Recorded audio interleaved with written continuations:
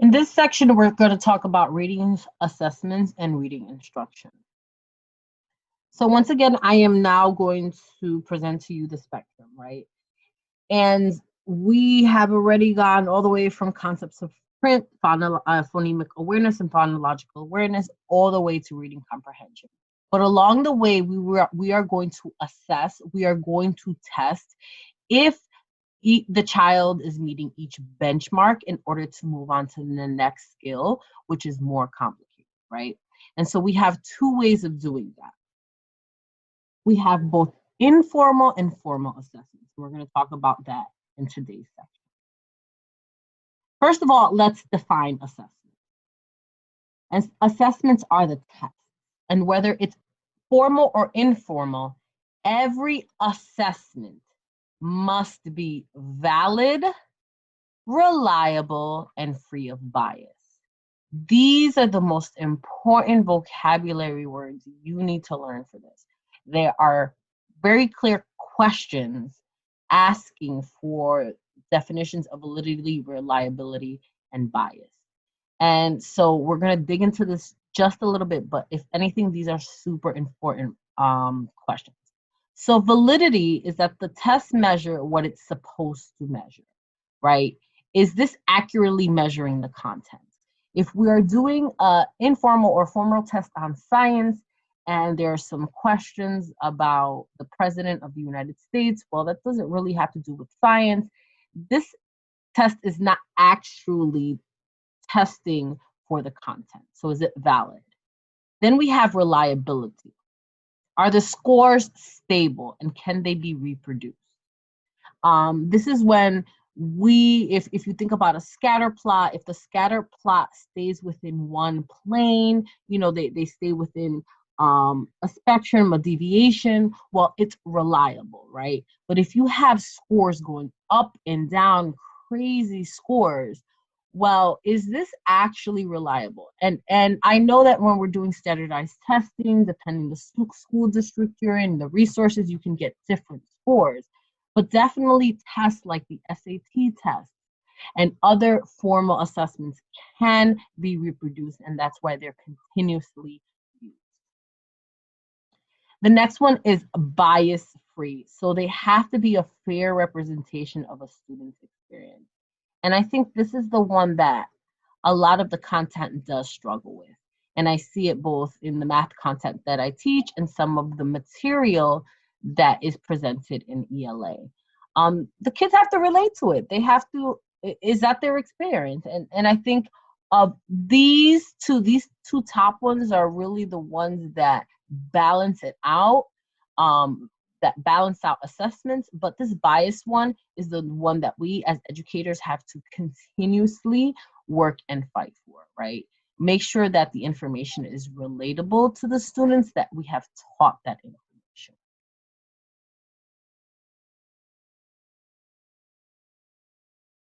So let's talk about the three basic types of assessments, right? So we have the diagnostic assessment. This happens at the beginning of the year. And this is trying to get a baseline where the kids are at. So this is diagnostic. This is for our own information. Also to have a baseline where to measure growth. And in our schools, we do this in reading with step testing. What level are they on? Can it be reproduced? Whatever they did in the grade that they came from, can it be reproduced, right? Did they have any backslide, summer backslide? Things like that. So it's a diagnostic test at the beginning of the year where they're at.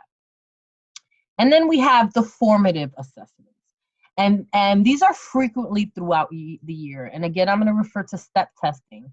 Or if you don't do step testing, those frequent evaluations of what reading level they're in, right? These are used to provide a spotlight and some feedback for the student. Also, it helps us with adjusting our instructions, whether we have to do reteach or move them on to the next level. Yay, you passed your reading level, right? Or, oh, you're going to remain in this level just for one more cycle. But as a teacher, I know what I need to focus on to push that child forward. These are not often reported. Usually they're just internal things. I know that when I was in first grade, I did a lot of running records at the end of the week to really get an idea. I only had to report the big step test, the one that I did, but I would do little running records that I got from reading A to Z to see if we needed to work a little bit on rate and word recognition. So I would do that for myself, and it's used for personal information and student performance. Then we have the summative, and these are the end of the year ones, right? Or the end of the unit test. So we evaluate all the information that's taught. We either do this at the end of a unit, at the end of a book per se, a final test. And in our schools, specifically for math, we have the math IAs, right? And we have the mocks, which are the formatives. But the IA is that internal information that we're going to use for final tests to collect data. But the SBAC is a formal type of test, and we're going to go ahead and talk about that. All right, so let's still focus on informal assessments. And informal assessments are scores not based on comparison with other students. So informal assessment, this is a student by student. It is flexible and it's real authentic to just like determine where that one child is at, right? And one form of it is that reading inventory, that step test that I keep talking about. And you do this through running records and repels. And you're going to see an example of that in one of our slides. So in reading, we're assessing for word recognition, we're assessing for fluency, and we're assessing for comprehension. And this happens frequently. In our schools, we have several cycles throughout the year, but you as a teacher, again, you can pull some resources where you have running records that are not the official running records, but just practice for that child, just for them to monitor for that practice on fluency and rate, right? Again, informal assessments are not fully reported, and this is a really good way to measure each kid individually onto themselves. So we have 3 levels that we determine out of this informal reading inventory. We have something called the independent reading level, the instructional reading level, and the frustration level. We're going to go to the next slide where we're going to see these 3 same boxes, but dig in a little bit more. At the independent level, this is a self-read level. It is easy for the child. They know 95% of the words. This is the type of book that you have them do silent reading or independent reading on, right? This is the book that you are focusing on those comprehension questions, and especially those inferential and critical thinking questions independently. This is where they do their journal entries, right? This is, above all, they can read it themselves. It is not difficult. The one as teachers that we want to live in is in this instructional level. This is with the teacher, right? Some of it is challenging, but it's manageable. They know about 90% of the words. And this is what you use during guided reading instruction, even read aloud. And this is also the instructional level that you use to push that child to find those inferential and critical thinking questions or those skills to start developing that. Why? Because they're doing it with you. You do a lot of modeling for metacognition, right? The thinking inside the thinking. This is what we use, and in our school, we use it as groups. You're at the round table. This is the one you read with the teacher, and she asks you questions, or he asks you questions. Then we have this level called the frustration level. And this is very difficult text for the student. They know less than 90%. And it's only used to norm for standardized testing. So this is not advised for this. What you can do, especially when you're doing a reading inventory, is move on to the next level. And if it's too hard, you know they're not there yet, right? You know, well, this is our goal. This is what we're aiming towards. What can I do as a teacher? How can I refine my instruction in order for that frustration level to now become instructional and then later independent? But you never want to leave a child in frustration level. That's why you do a diagnostic test at the beginning of the year, Because if you have a child that maybe had some backslide from the summer, and now this level is frustration level, right? You're going to have a kid that's not going to be interested in reading, that's not going to have a love for reading. And when you don't have a love for reading or interest in reading, you're not going to fully comprehend and embrace what you're reading. And that negativity towards reading is going to permeate into all areas of comprehension and just destroy the foundation of that skill that we're trying to build of reading to learn now, right? So now we're going to go into formal testing. And formal testing are those big ones that we know as SBAC, SAT, all those big ones that must be reported. So formal assessments are a comprehension evaluation. And the results are to compare students of all the same age. And these are a legal requirement. So SBAC is a legal requirement. When I was in New York, I took the Regents exams. I went through the New York school system. We had this. I also was in school outside of this country, and we had the national exams. They were called the national exams, right? We also see that example in Europe. There's these exams that every child of that grade level must take in order to see where they're at, to see you're comparing children of all the same age and children of all the same grade to see where they're at in their academic development. Some examples are SAT and SBAC. They have to be norm reference, which means that they're based in data, right? They include statistics.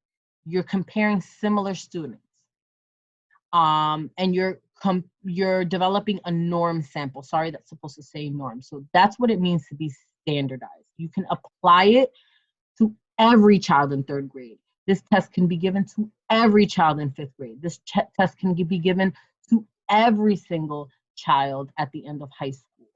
And yes, there's modifications and accommodations for students to have SAT, have IEPs, but in the general sense, with mainstream education, these tests can be given to the same grade level across the whole United States, pretty much, right?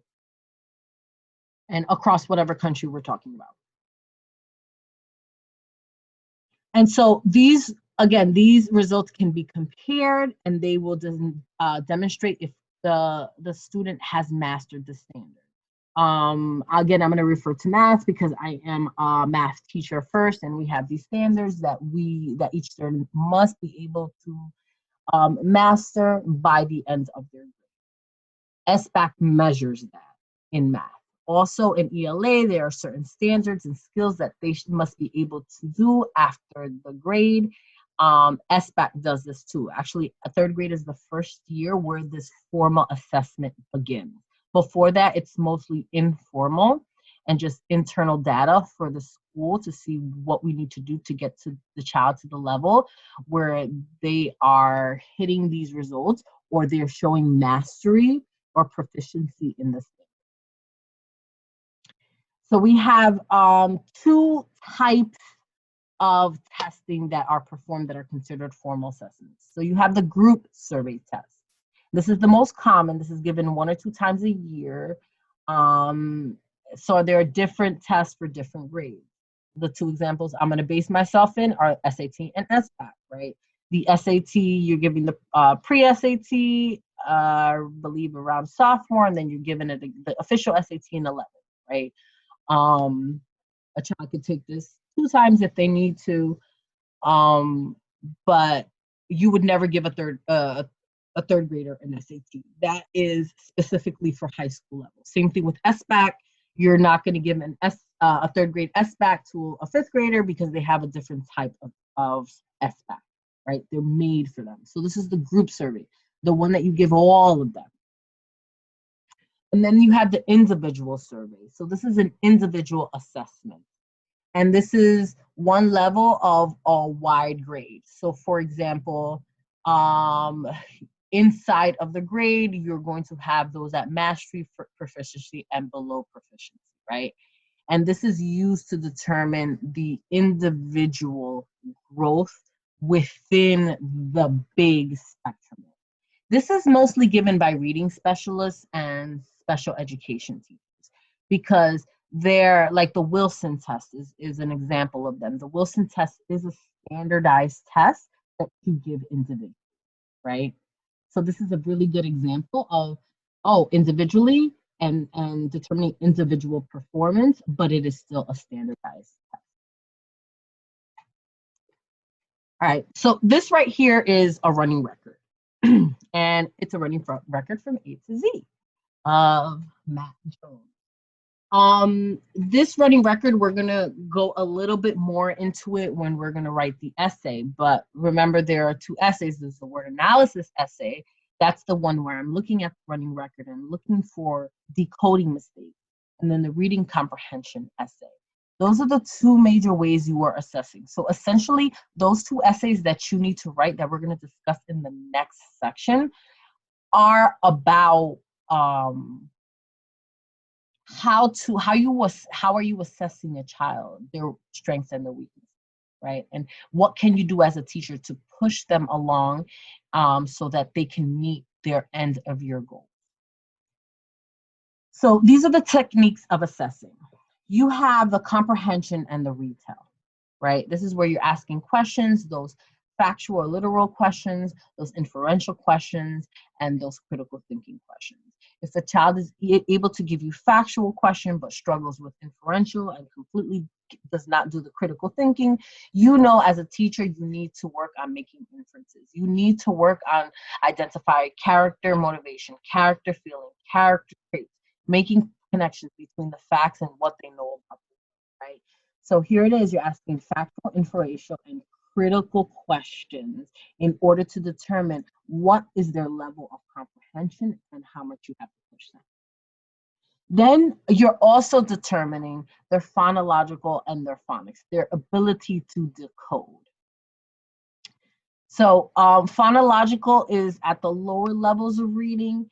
Again, I'm going to refer to the step tests, but there's also tests that are very similar when you are at the low levels, the 1, the 2s, and the 3s. The children had to identify the sounds. They have to be able to break words apart. Those are all skills in phonological awareness and phonemic segmentation, right? This is coming back to you from like 8 videos ago.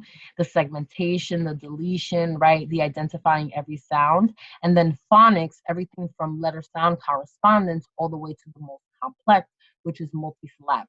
Like you see, I'm able to recall those letters, letter sound correspondence, CVC with vowels in them, right? Consonant blends, those TH, those SPs, and then you have the vowel blends. And then you have that rule of E, that rule of R, multisyllabic words, prefix and suffix, right? Like you have to have the ability to recall the levels in that fashion, especially when you're doing the essay. But when you are evaluating for phonological and phonics, just general decoding skills, this is what you're looking at, right? Can they name words? Can they identify sounds? Can they decode multisyllabic words? And this is all done during a running record. And this right here is what we call a running record. Very quickly, if they have a check mark, are words they were able to say. Here, off, they first said of, and then SC is a self-correct. So they first said of, and then they went back and corrected as off. Maybe some metacognition was going on in this sentence that of didn't fit, but off did. Some teachers can show this differently. I personally show as a self-correct. I put a line under and I put SC, especially if they go back and repeat. Here, the wheels, first they say went, the wheels went rolling the field. That didn't make sense for the child, so the child probably repeated and said the wheel goes through the field. That still made more sense, but they actually didn't read that word, right? They just put in a word that does make sense. That's the level of metacognition, like you made it make sense. You just didn't read the word. And so on and so forth. We're going to go a little bit deeper into what reading a running record is and how to determine what decoding skill the child was not able to figure out and what they need to work on, and those that they have strengths in. At a higher level, and we start seeing this, I'm going to say I've seen it a little bit in third grade. I see it more in the older kids, which is a rubric, right? You're assessing the entire student's performance. And you're assessing different skills. I know that us as professionals, we're held to rubrics, right? We get anything from 0 to 5 points, depending on a whole wide level of skills and performance. And it just gives general accountability onto what is that thing that you need to focus on, or what is the thing that you master. Really, rubrics, I've seen them third grade and above, mostly like middle school and high school. And then you have the portfolio. Portfolio is very, very much associated with high school level. This is a collection of the school students' work, a wide sample of work and student reflections. The high school that I worked at for a while is Common Ground High School in New Haven, Connecticut, and the seniors have to actually present this portfolio, present a defense. But this is work that they have been collecting since freshmen. They have to write essays based on the POWER, power, which is each of those letters, it's an acronym.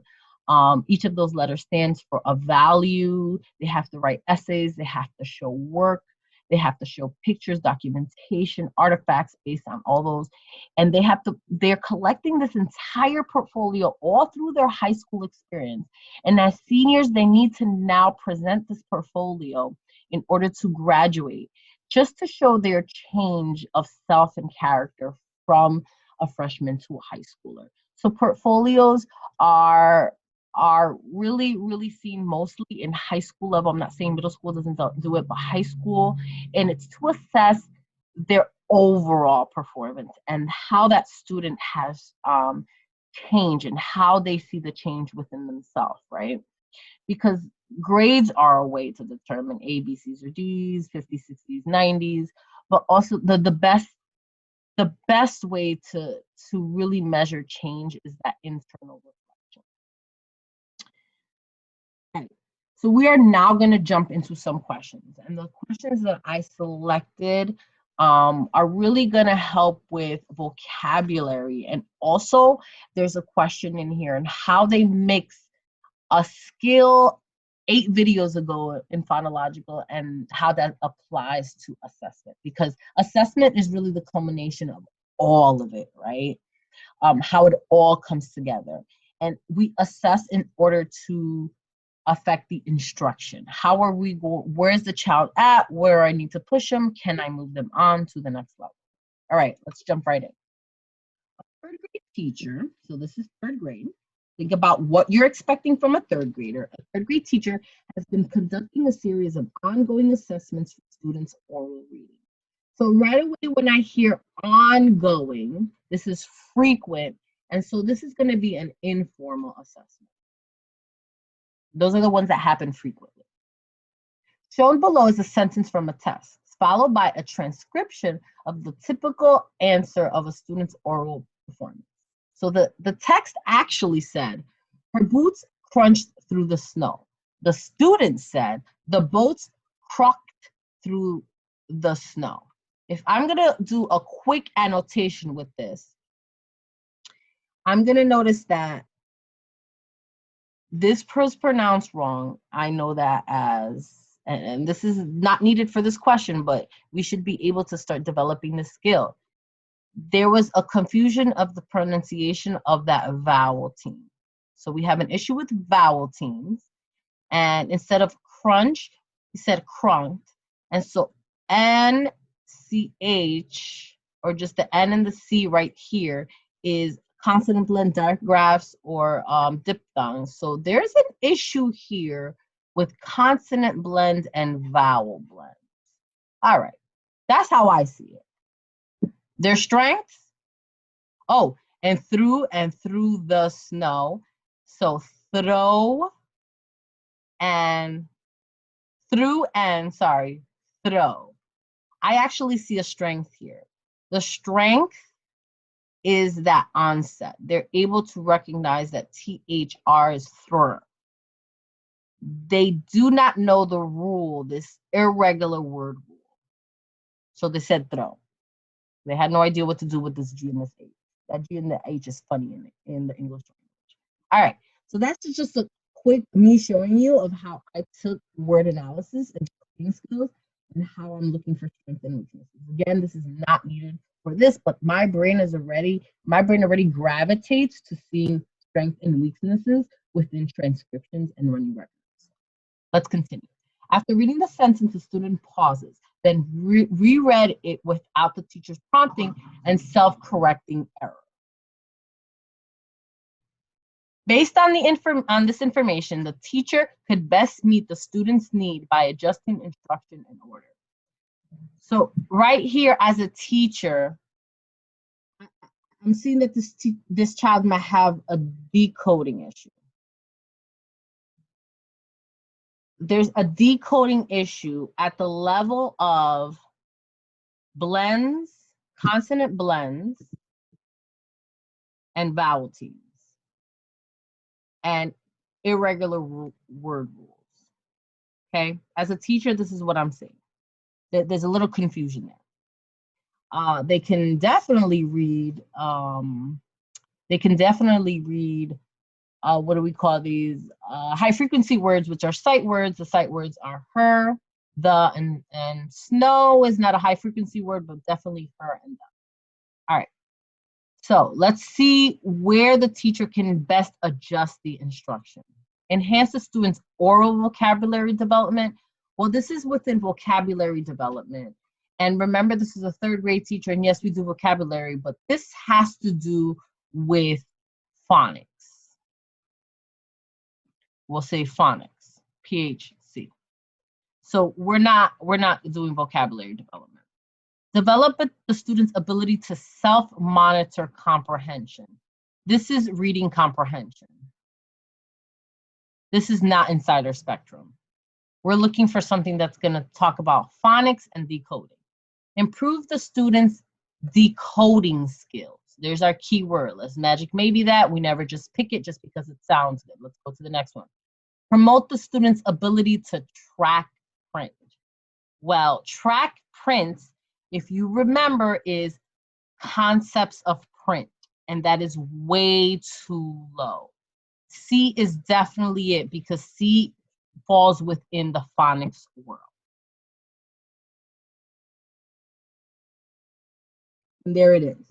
A student's oral reading performance is a sample of strongly suggested the lack of foundational knowledge in phonics and sight words, right? They got the word her, they get the word the, but we really got to work on those phonics skills. Okay.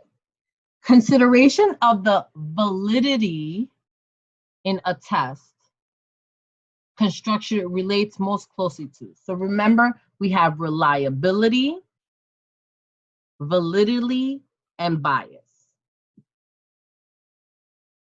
Reliability, can I reproduce? Can I reproduce? Validity, is this actually testing what I want? So test the content. And bias is that the child can relate. All right, so we're looking for validity. How a particular examinee test performance relates to the pre-established standards.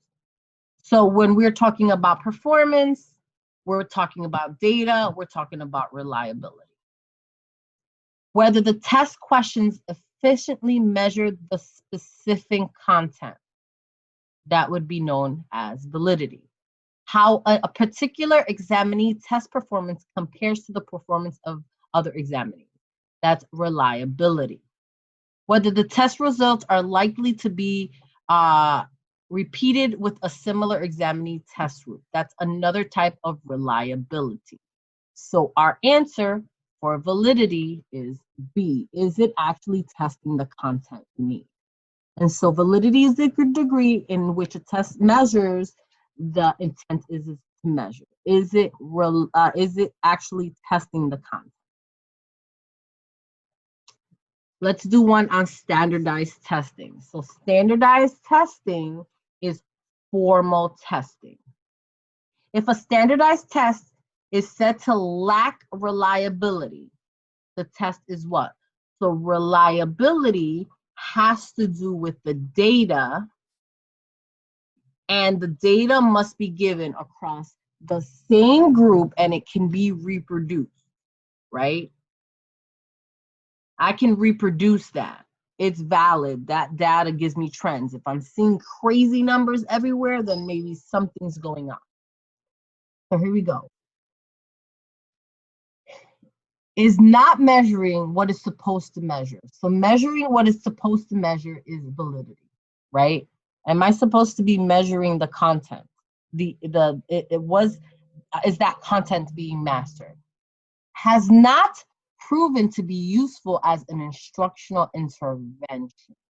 So standardized tests are not used for intervention. Standardized tests are formal to test if the standard was mastered or proficient or under proficiency.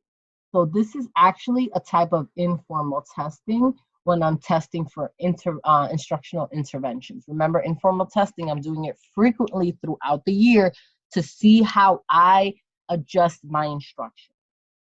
Giving fluctuating scores in different administrations. So giving the scores have to do with data. This has to do with reliability, right? Has poor predictive value relative to the student's classroom performance. So this is another magic maybe.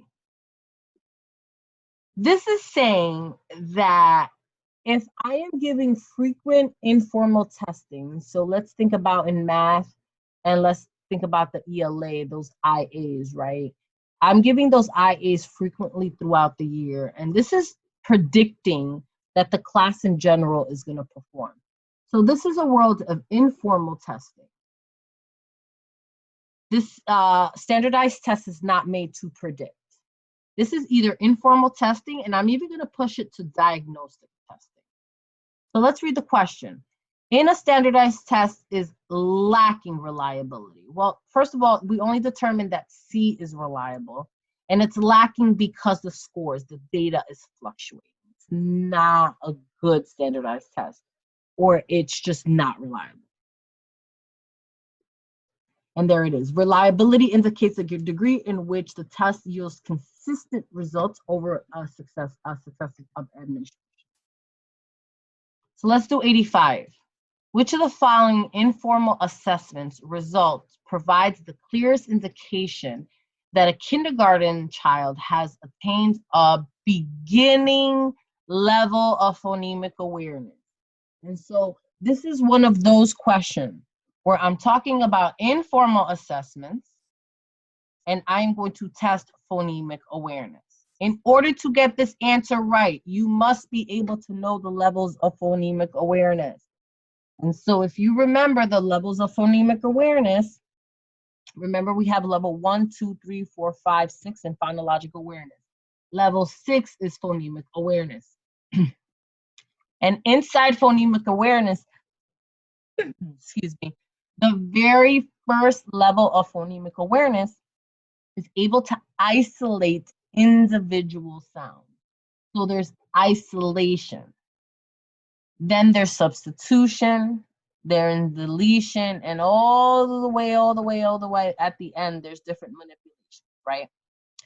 So this is the beginning, the earliest one, right? And you have to go down the entire spectrum in order to really answer this question. So I advise you that if you do not know the spectrum, go back and find it. But I know that it starts with isolation, substitution, blending, deleting, right? So let's go ahead and read. The student can clap to the beat of syllables. So syllables, I believe, is level 5. Remember, happy, elephant, that falls within phonological awareness, but it's a step above phonemic awareness. And so this is syllabification. Remember, I put the syllable like this. The student can delete the second sound.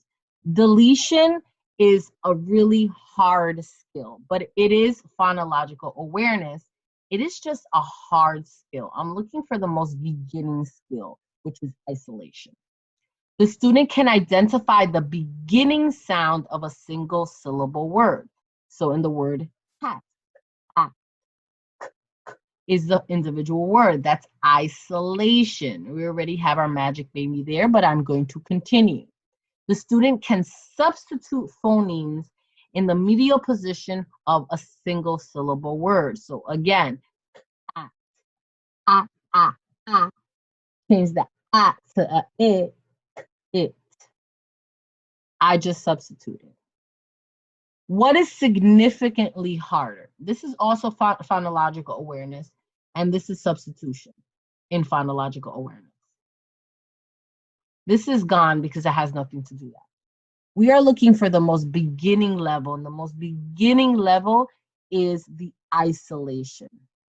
Then comes substitution, then comes deletion, right? It's important to know those, because right here, B, C, or D could have been it, but if you were aware of which one is the simplest, most beginning level of phonemic awareness, you're going to gravitate to C, which is isolation.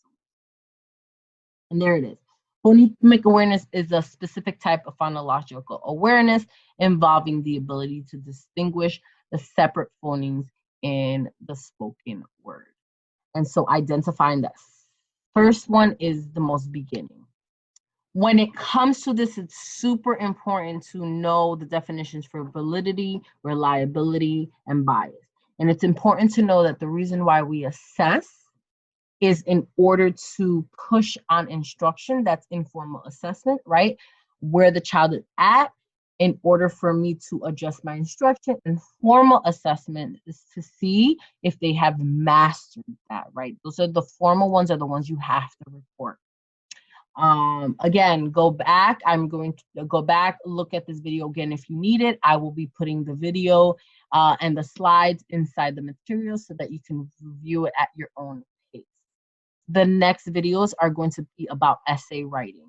And essay writing is your way of assessing a sample work. And you have to think about all these things that we've learned in all these videos, and now we have to apply them as teachers in finding strength, weaknesses, and then giving suggestions for the adjustment of instruction.